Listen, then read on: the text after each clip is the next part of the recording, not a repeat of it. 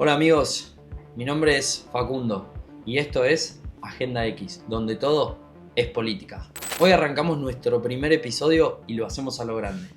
Vamos a conversar con un hombre cuya vida parece sacada de un cuento de hadas, de espionaje, pero no, es completamente real. Félix Rodríguez, nacido en Cuba, muy joven, se unió a la lucha contra el régimen de Fidel Castro.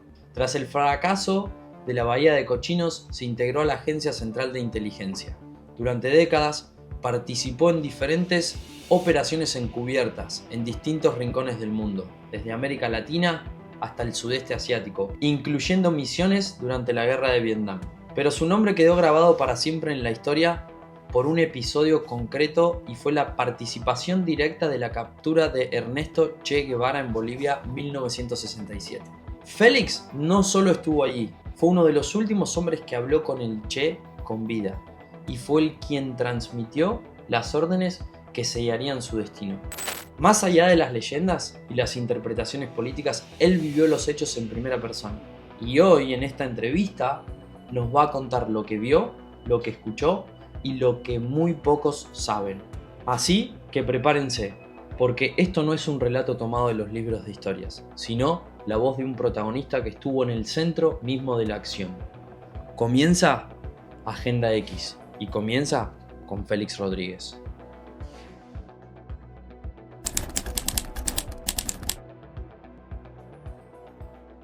Nada, cuénteme un poco de usted, dónde nació, de qué parte de Cuba es y cómo llega a los Estados Unidos.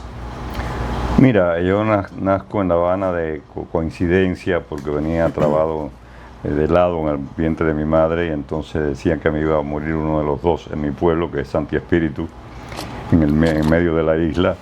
Y entonces había un doctor muy bueno en La Habana que garantizaba que no era problema, entonces me llevaron. Pero al día siguiente ya fui a vivir a Santi Espíritu, así que yo me considero espirituano. Después de aquello, pues cursé cursos en Santi Espíritu, en el colegio en La Salle de Santi Espíritu. Y entonces en el 52, cuando Batista toma el poder, a mi tío lo hace ministro de Obras Públicas, entonces mi mamá va a La Habana para atender la casa de él, porque él era soltero, y yo fui con ella. Entonces estaba primero un pupilo, un año en la Salle de Marianao, y después un año en la Havana Military Academy, pero ya viviendo con mi familia ahí en Miramar.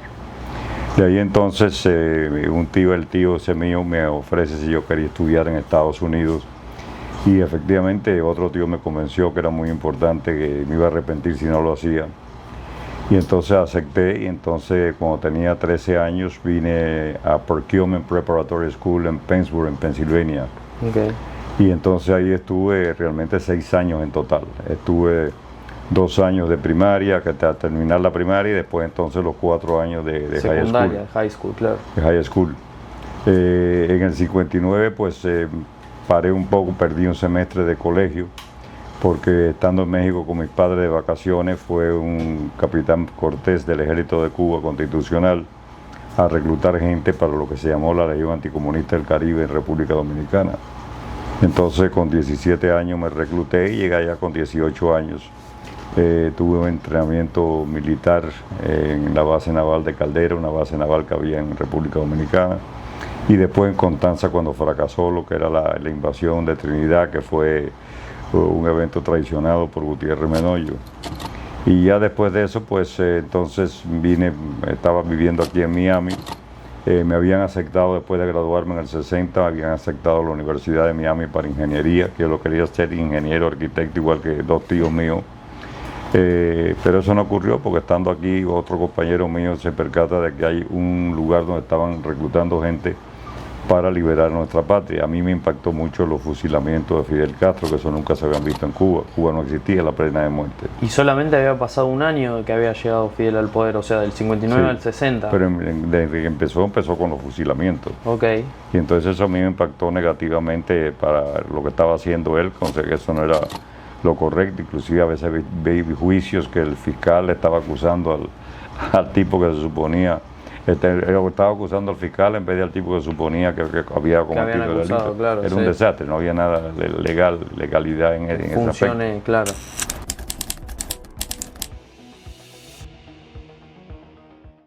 Ahí fue que nos llevaron para entrenamiento en Guatemala. Y en el caso de nosotros, después se separaron a finales de diciembre. Hay un grupo como de 80 y pico, 90 que nos llevaron a Panamá para entrenamiento adicional, que eran las tropas especiales de la brigada, o le podían decir también los tines grises, los tines de infiltración. O sea, acá ustedes ya eran parte de lo que era la brigada 2506. Sí, éramos parte de la brigada, pero hubo un grupo que separaron para que entraran en Cuba clandestinamente a operar con la resistencia interna. Y también se esperaba que iban a haber, la operación original no era un desembarco en Bahía Cochina. Okay. La operación original que fue concebida en primera por Eisenhower era la guerra de guerrilla en el Escambray, donde ya habían cantidad de guerrilleros, aumentarla a un nivel que ellos pudieran mantener un pequeño territorio sin que el gobierno pudiera llegar a él. Entonces desembarcar con el grupo especial de la brigada, desembarcar un gobierno provisional civil que prometía elecciones independientes sin candidato oficialista civil dentro de un año. Okay. Y entonces ese era el desarrollo que iba a ser apoyado entonces por la OEA, por Estados Unidos y al final de Fidel. Sin embargo, cuando Kennedy gana la presidencia, él había sido muy crítico de Eisenhower de que no estaban haciendo lo suficiente para liberar a Cuba del comunismo, y entonces él toma el control y no quería hacer una operación diseñada por los republicanos. Entonces decide primero, que fue una opción buena, tomar la ciudad de Trinidad. Okay. La ciudad de Trinidad tenía el objetivo que estaba cerca del Escambray, donde estaban los guerrilleros, que si fallaba algo, pues la gente se podía unir a las guerrillas de ahí. También tenía Tope de Collante, que era un hospital que Batista había actualizado, que estaba dentro del Escambray, pegado a la falda del Escambray. Y entonces ahí habían como 2.000 prisioneros que habían sido guerrilleros, o sea, que conocían el manejo de las armas y demás. Y había un aeropuerto que se podía convertir para que nuestros B-26 operaran desde ahí. O sea, perdón que te interrumpa, con la transición que hay de presidentes en Estados Unidos, se podría decir que la operación cambió por completo. Entonces ahí hubo una logística o un apoyo distinto que... No, se diseñó de esa forma que era muy bueno. Okay. Pero parece que asesores del presidente después le dijeron que era muy difícil negar la participación americana porque estaba en una ciudad, que iba a haber cantidad de periodistas. Era ridículo porque nadie podía pensar que un grupo de cubanos pudiera mesar B-26, tanques y tropas y eso si el gobierno americano no estaba atrás de eso. Pero bueno, convencieron al presidente de eso, entonces se canceló la operación de Trinidad al día 1 de abril. Y entonces se pone para la operación para que fuera el desembarco, que resultó ser Bahía de Cochino, que fue un desastre. Porque para poder triunfar nosotros teníamos que controlar el aire 100%. Si no se controlaba el aire, estábamos fracasados. Okay.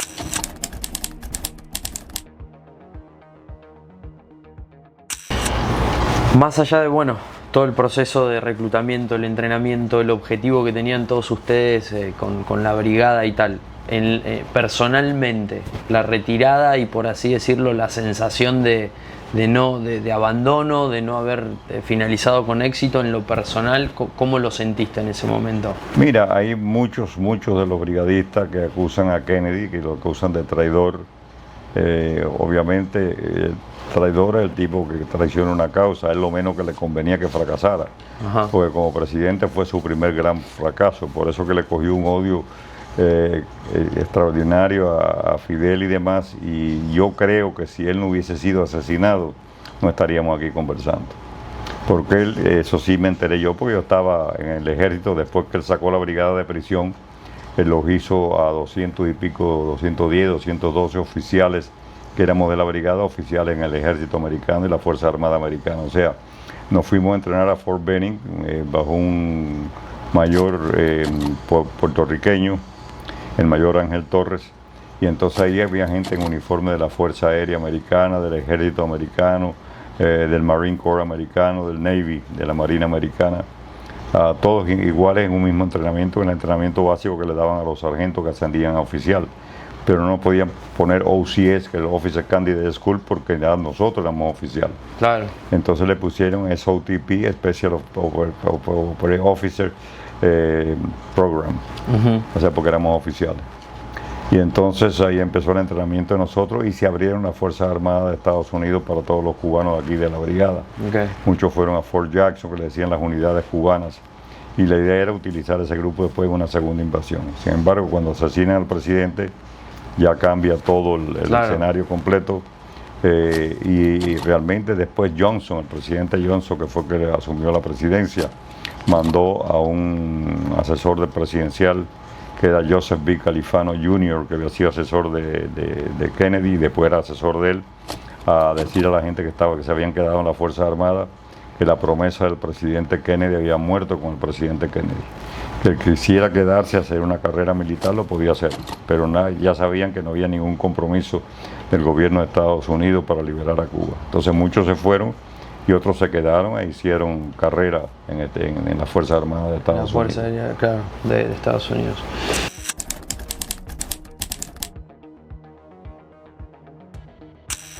Y fuiste parte de esta misión de capturar al Che Guevara. Contame cómo fue que terminaste primero déjame en esta hacerte misión. una anécdota pequeña. A mí me molesta porque todo el mundo me conoce por lo del Che Guevara. Y yo considero que los 2 años y medio que yo estuve en Vietnam y los 4 años que estuve volando con la Fuerza Aérea Salvadoreña en contra del comunismo fueron mucho más efectivos que lo del Che. Pero bueno, por la trascendencia que después lo hicieron un ídolo, pues todo el mundo lo ve en aquel momento cuando yo lo vi no tenía la popularidad que el gobierno de Cuba lo hizo después. Le hicieron un ídolo con la foto de esa de Corda. Yo pienso que es un poco eso, ¿no? Como que endiosarlo de la manera que se endiosó después de que haya muerto quizás hace que seas como una honesto, persona... el tipo era un asesino completo. No, completamente, sí. Mira, yo estuve con la hija de Castaño, que era un capitán del ejército de Cuba, que era la unidad que tenían anticomunista, y a su padre estaba preso con el Che, y el Che personalmente fue que lo fusiló a él. Pero ella me contaba un día que ella fue a visitar a su padre y que ella se levantaba a las 4 de la mañana para estar ahí porque las filas eran enormes, entonces era la ahí donde en la sierra... No, en la cabaña cuando él estaba de jefe militar ahí. Y entonces iba a ver a su padre y llegaba tempranito y estaba 8 personas delante de ella más o menos. Y el Che no llegaba como hasta las 11 de la mañana. Entonces llegó a las 11 de la mañana y la señora delante de ella empieza una gritería, Che, que luego para hablar con él. Y el Che vino. Y todo el mundo le decía, cálmese señora. Y entonces cuando el Che llegó, le dijo, ¿qué le pasa señora? Le digo, mire comandante, mi hijo tiene 15 años. No estaba condenado a muerte. Mi hijo tiene 15 años, él no ha hecho nada, lo tienen preso, por favor suéltelo. Yo llevo 2 semanas sin poder dormir. ¿Cómo se llama su hijo? Le dio el nombre. Fulano, trae al hijo de la señora. Dice, cuando el hijo de la señora llegó a donde estaba él, le metió un galletazo que lo tiró al piso y le dijo, hijo de puta, por culpa tuya, tu madre lleva 2 semanas sin dormir. Y sacó la pistola y un tiro en la cabeza. Y ahí todo el mundo en la lista empezaron a gritar, asesino, comunista, carajo. Se acabaron las visitas hoy, todo el mundo para la casa. Wow, que escuchar esas cosas son bastante fuertes. De hecho, yo lo había escuchado, creo, una historia parecida, pero está bueno, es un poco increíble. ¿Qué sabías antes del Che, antes de encontrarlo cara a cara?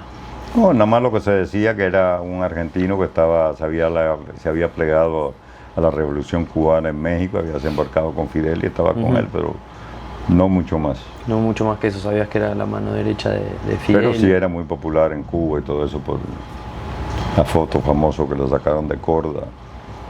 Y por eso recién medio como que una de las preguntas es que cómo te sentiste, cómo fue ese encuentro de cara a cara cuando lo viste a él, y entiendo un poco cuando recién mencionabas lo de Vietnam. Yo tenía conocimiento de la barbaridad que él había hecho en Cuba, la gente que había asesinado. Sin embargo, cuando lo vi, para ser honesto, me dio pena como ser humano, porque parecía un pordiosero, pero una persona que estaba pidiendo limosnas en una esquina. Tenía la ropa raída, sucia, tenía un jacket, el jacket que tiene era color verdoso, desteñido, malísimo. No tenía ni siquiera botas, tenía unos pedazos de cuero amarrados en los pies. El pelo grañoso, sucio, como ser humano te daba pena.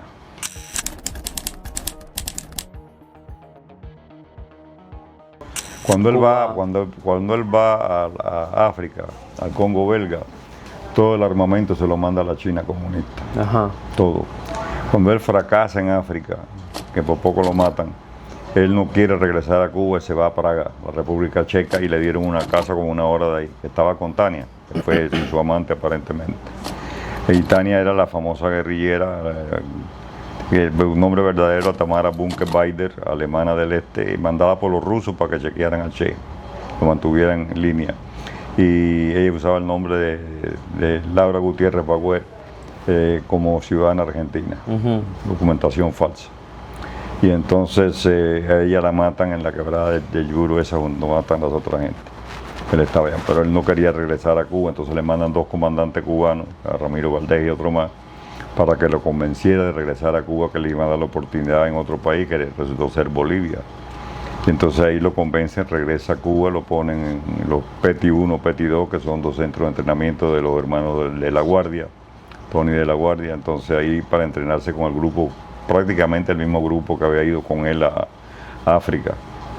Y entonces lo infiltran en Cuba, eran 17 de ellos en total, incluyendo tenían a 2 peruanos y tenían a Tania, que era de Alemania del Este. Muy pocos extranjeros, casi todos eran cubanos. Y entonces lo infiltran en Bolivia con pasaporte ecuatoriano, de otros lados así.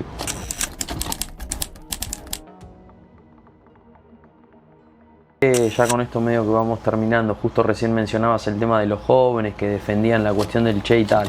¿Por qué crees que hoy en día se ve mucho eso en jóvenes también? Que por ahí porque tienen la playera. le han dado una imagen del hombre que dedicó su vida por los pobres.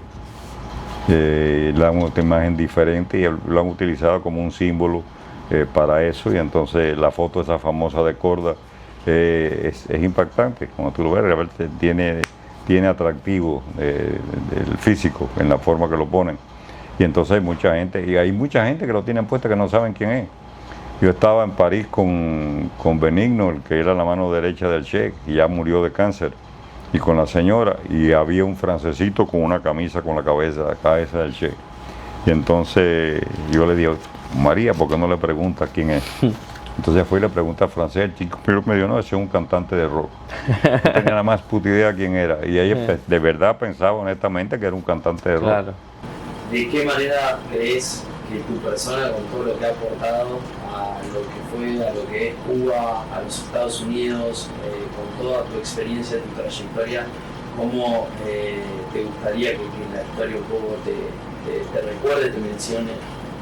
No, como muchos cubanos que han dedicado su vida por la libertad de su país, yo no creo que he hecho nada extraordinario. He tenido la suerte de participar en varios eventos internacionales de importancia, cual le agradezco al Señor por haber pasado todo eso, pero que fue una persona que dio por la libertad de su país. Muchísimas gracias, Félix. Un placer. Gracias. Qué lindo. Muchas gracias por tu tiempo, Félix. Amigos, esto fue Agenda X, donde todo es política. Hoy tuvimos el privilegio de escuchar a Félix Rodríguez, un hombre que no solo fue testigo, sino protagonista de uno de los episodios más icónicos y controvertidos del siglo XX, la captura del Che Guevara en Bolivia. Más allá de las posturas políticas y de las versiones oficiales, lo que escuchamos hoy en perspectiva de alguien que estuvo allí, que conoció el olor, el ruido y la tensión en ese momento, que la ha cargado con ese recuerdo durante más de medio siglo. Su historia nos recuerda que la política no siempre se escribe en discursos o salones diplomáticos. Muchas veces se define en la sombra, en operaciones silenciosas, en decisiones que se toman minuto a minuto y que cambian el curso de una historia para siempre. Este ha sido el primer episodio de Agenda X. No sé cuándo será el próximo, pero de algo estoy seguro. ¿Será igual de interesante o más? Y como siempre, traerá la voz de quienes han dejado su huella en la política y en el mundo. Gracias por acompañarme en este inicio. Nos encontramos en la próxima, porque en Agenda X las verdades se cuentan de frente.